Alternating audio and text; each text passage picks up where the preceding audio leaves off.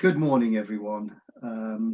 Thank you for attending my ABC of GCSE students. What do I mean by that? I've been a teacher and involved in students since 1981, and obviously I've met a lot of fantastic students over the years, not just in the UK, but also multiculturally. So over the years, you kind of get an idea of how certain students become successful, and it obviously has an impact on their characteristics, their behaviors, and their actions that they take when they're studying.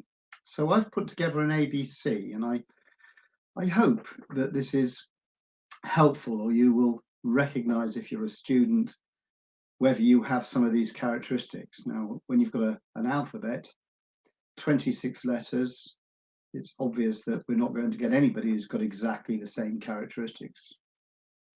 Well, maybe there are a couple of students that have exactly the same characteristics, but we all have different experiences. Students are the product of their upbringing in the initial stages of their life, and then as they go through the ages, they build their own ways and their own beliefs. But sometimes there are beliefs that are embedded in them when they're young.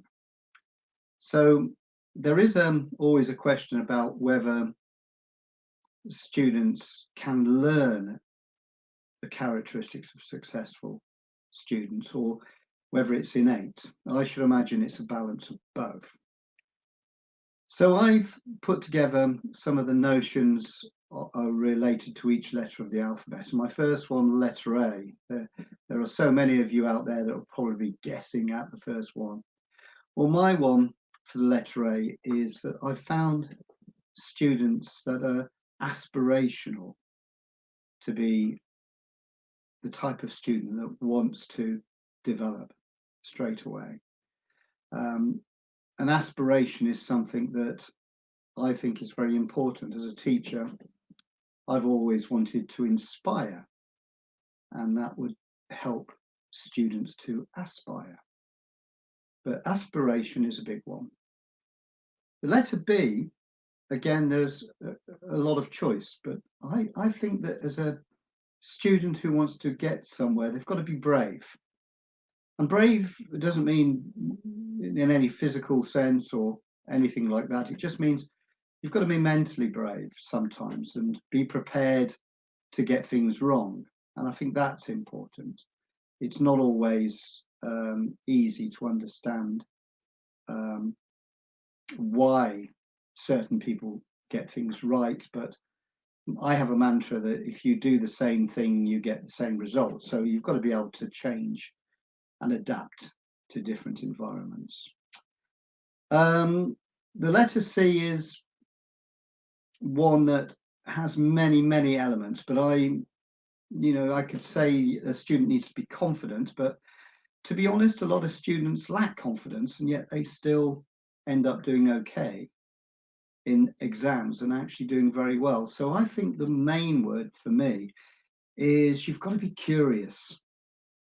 You've got to be interested in what you can learn about, and that's critical when you're looking at something like English in GCSE, because it's a subject that taps into all the other subjects, and you have to have a strong, wide-ranging knowledge of so many things. The letter E, I feel, is not going to be word like excellent. You've got to be excellent at something. No, you've got to be evolving. Knowledge is something that sometimes builds slowly, and if you can evolve, I think that's pretty cool. And it's something that grows over time, and you never stop learning, to be honest. I mean, I'm always learning from my students. They teach me things now, especially when it comes to technology. The letter F is a good one. My feeling is you've got to be focused. So when you are studying, you have to have a focus. Now, I always equate focus with my sporting background, because if you're somebody who does sport, I do an individual sport, you've got to take on the ability to focus on the moment really well. And I believe you have to have focus in any subject that you learn, but in English specifically, and you have to have really strong focus so that you don't miss the point. The letter G, I've kind of hinted at it already, but I've noticed that students that do well have a very good rounded general knowledge. So my advice is always to students now is watch Tipping Point, watch Who Wants to Be a Millionaire, not because you're going to be able to get all the questions right, but you can see the depth and breadth of knowledge in the world, and the bigger receptors we have for knowledge, the greater our peripheral vision for our opportunities in the future. The letter H to me is obvious, but people sometimes don't think it's necessary. If you want to be successful, you've got to be hardworking. There's nothing more to say. Just work hard. The letter I, there's many ways that we can look at it, but it's not, you don't have to be intelligent, because that's a very generalized view. What is intelligence? You could have other characteristics like innovative, so a creative side. But to me, the most simplistic one is you've got to be interested. Kind of develop an interest about something you don't know about. I often come across students who kind of bury their heads in the sand and don't really want to know too much about other things that's maybe out of their comfort zone. But I think you've got to develop that interest. One of the words the examiners use, and it's quite a highfalutin word for the letter J, is good students, A-star students, are judicious. It's quite a long word, but it's actually a word that means you've got to be well judged. You've got to judge things in balance, and that's really important as well. So it's a good word to learn. If nothing else, you've learned that today. The letter K, you've got to be keen. You can't go in saying I can't be bothered. You've got to be keen. You've got to try. Look, there are things that you have to do in life that you don't want to do, but you have to do. And so you develop that now. Not everything's going to be in tune with what you want. It's sometimes going to be way out of tune with what you want, but you still have to manage it to progress. Having said this, it all sounds very serious. So the letter L is students that laugh. And laugh at themselves and don't take things too seriously all the time seem to manage stress a lot better. Now, letter M is a big one, because you've got to be motivated. Now, as a teacher, I can try to motivate, but I can't teach students to be motivated. That comes from within. You've got to want to get up in the morning and stick to your plan. And sometimes it's hard, but you still go for it. So you've got to be somebody who's decisive in that way. But motivation, if you're motivated, that should help you a great deal. The letter N was a difficult one, but I kind of thought that we have to nurture our knowledge. We have to develop. Things grow slowly. It doesn't all happen overnight. I remember when I was a little sort of a youngster trying to learn mathematics, and I never really knew how to add fractions.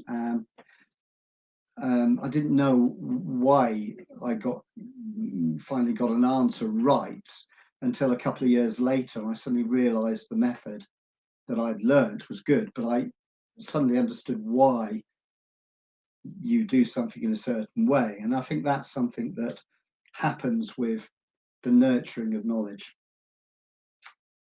I'm a pretty sort of upbeat person. I'm somebody who likes to always look forward, not backwards. So I think that you must be optimistic for the letter O.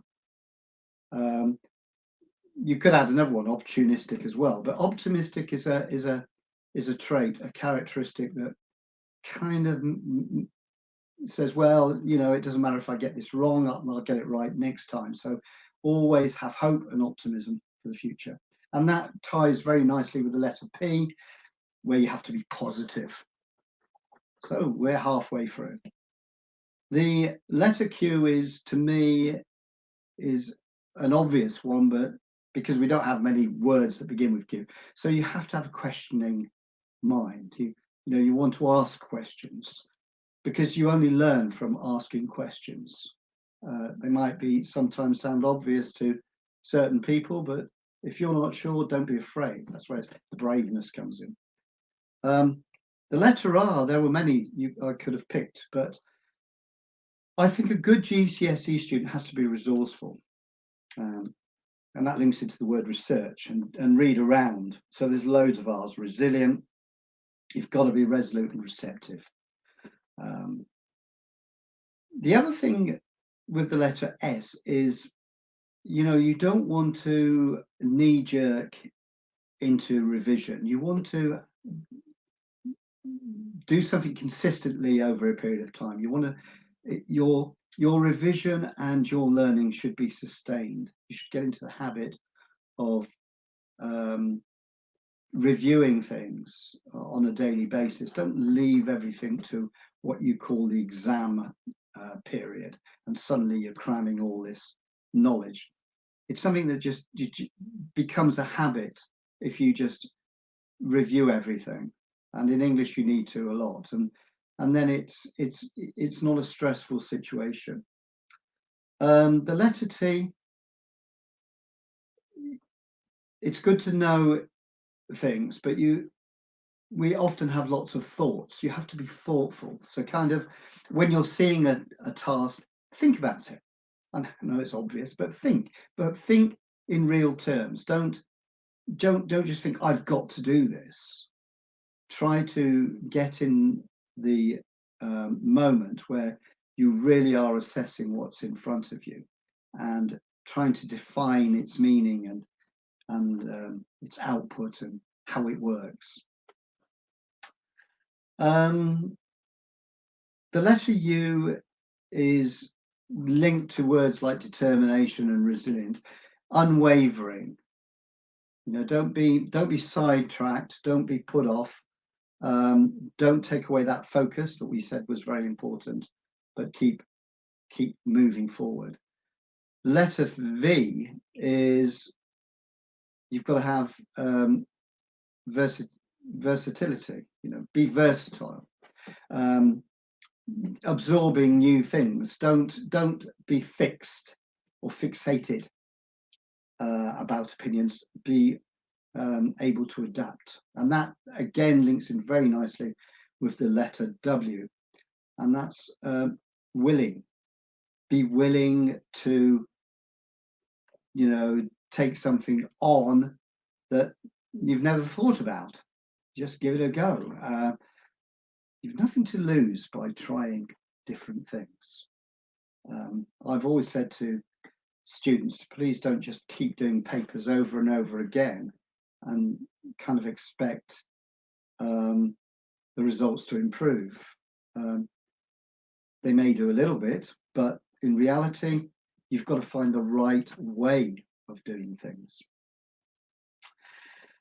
The X was a difficult one, but the only thing I could really use, and it's probably going to be obvious, was X-ray. But X-ray vision, have X-ray vision. I mean, that's a good one, really, because you've got to be able to see things. You've got to see through the writing in English. You've got to have the ability to infer ideas based on what you read and how well you read. So that's where that comes. I had a bit of a laugh about this one because I thought also that the letter Y would be difficult, but you've got to say yes.